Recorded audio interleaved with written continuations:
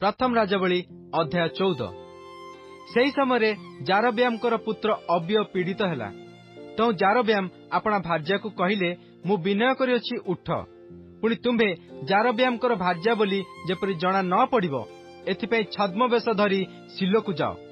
देख, मु एही लोकंक उपरे राजा हेबी बोली मो विषय जे कहिथिला, सेही अहिय भविष्यद्वक्ता सेठारे अछि।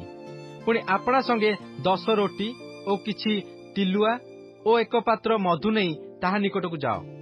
बालकर कौन हेबो ताहा से तुम्भको जणाइबो। एथिरे जारब्यामकर भार्या सेपरी कला ओ से उठी सिलो को जाई अहियर गृहरे उपस्थित हैला। सेही समय अहिय देखि पारु नथिला, कारण बयस हेतुरु ताहार चक्षु स्तब्ध होइथिला। एथि मध्यरे सदाप्रभु अहिय को कहिले, देख, जारब्यामकर भार्या अपना पुत्र विषय पचारिबा पई तुम्भ निकट को आसुअछि, कारण से पीड़ित अछि। ताहाकु तुम्बे एपरी एपरी कहिबो, कारण से आसिया बेले आपना को अन्य स्त्री परी देखाइबो। आउ से द्वार देई आसिया बेले एपरी हैला जे अहिय ताहार पाद शब्द सुनी कहिला, हे जारब्यामकर भार्ये, तुमे भीतर को आस, काहेकि तुम्बे आपना को अन्य परी देखाउअछ। मु दुसहनीय संवाद देवा पई तुम्भ निकट को प्रेरित होइअछि। तुम्बे जाई जारब्याम को कुह, सदाप्रभु इस्राएल परमेश्वर एही कथा कहंती, आम्भे लोकमानक मध्यरु तुम्भको उन्नत करी आम्भ लोक इस्राएल उपरे तुम्भको राजा कलु ओ दाऊद वंश ठारू राज्य चिरी नहीं तुम्भको देलु। तथापि आम्भ दास दाऊद जे आम्भ आज्ञा सब पालन कला ओ आम्भ दृष्टि जहा भल केवल ताहा करिया पई आपणा सर्वांतकरण सहित आम्भर अनुगत हैला, ताहा परि तुम्भे होइना। मात्र तुम्भ पूर्वरे जे माने थिले से समस्तक अपेक्षा तुम्भे अधिक कुकर्म करियछ। पुणी आम्भको विरक्त करिया पई तुम्भे जाई आपणा निमंते अन्य देवगण ओ छांचरे ढला प्रतिमान निर्माण करियछ ओ आम्भको आपणा पछाड़े पकाई देयछ। एहेतु देख, आम्भे जारब्याम वंश प्रति अमंगल घटाइबा, पुणी इस्राएल मध्यरे बध बा मुक्त प्रत्येक पुरुष संतान को जारब्याम ठारू लोप करिबा ओ जेपरि कोनोसी मनुष्य महिला संपूर्ण जीवा पर्यंत झाटई दिए, सेपरि आम्भे जारब्याम गृह को निशेषरे झाटई देबा।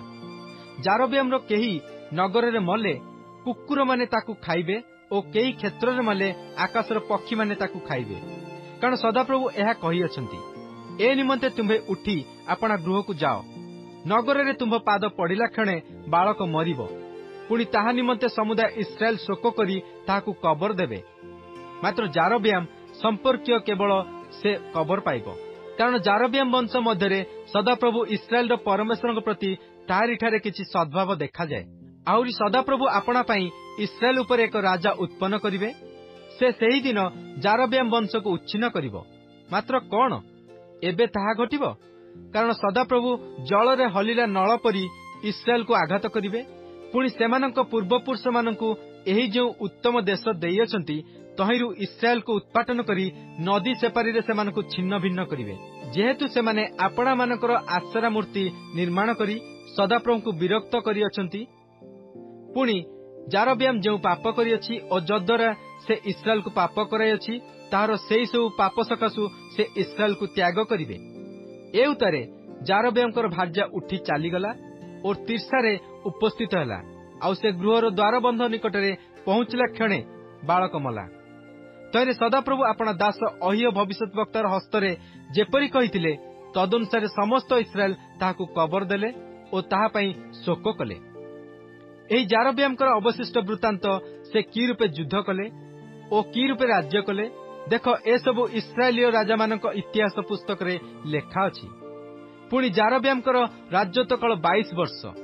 तई उतारे से आपणा पितृगण सहित शयन कले ओ तांकर पुत्र नादब तांकर पदरे राज्य कले।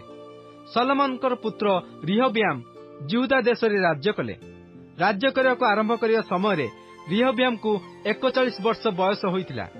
पुणी सदाप्रभु आपणा नाम स्थापनार्थे समुदाय इस्राएल वंश मध्यरु जो नगर मनोनीत करथिले, सेही जेरुसालेम रे से 17 वर्ष राज्य कले ओ तांकर मातार नाम अमोनिया नयामा।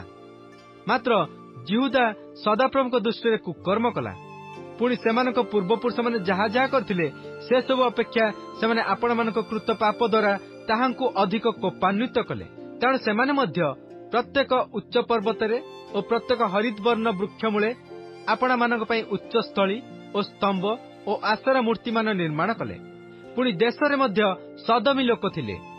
ସଦାପ୍ରଭୁ ଇସ୍ରାଏଲ ସନ୍ତାନଗଣ ସମ୍ମୁଖରୁ ଯେଉଁ ଗୋଷ୍ଠୀମାନଙ୍କୁ ତଡ଼ି ଦେଇଥିଲେ, ସେମାନଙ୍କର ସମସ୍ତ ଘୃଣାଯୋଗ୍ୟ କର୍ମାନୁସାରେ ସେମାନେ କର୍ମ କଲେ। ଆଉ ରିହବ୍ୟାମ ରାଜାଙ୍କର 5ମ ବର୍ଷରେ ମିଶ୍ରର ରାଜା ଶିଶକ ଜେରୁସାଲେମ ବିରୁଦ୍ଧରେ ଆସିଲା।